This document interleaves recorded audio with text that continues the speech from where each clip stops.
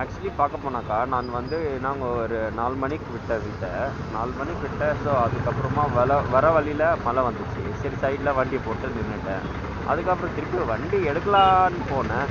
சரி மழை நின்றுச்சே வண்டி எடுக்கலான்னு சொல்லிட்டு போனேன். மழை எடுத்து எப்படி தாங்க ஒரு 50 மீட்டர்ஸ் தாங்க வந்திருப்பேன். பார்த்தா ஜோராக மழை வந்துடுச்சு. மறுபடியும் வண்டியை சைடில் போட்டு நின்றுட்டேன் ஒரு 10-20 நிமிஷம். அதுக்கப்புறமா சரி என்னடா மழை வருமா வராதான்னு நின்றுட்டு இருந்தேன். சரி வராதுன்னு சொல்லிட்டு வண்டி எடுத்துட்டு அப்படியே கிளம்பிட்டாங்க.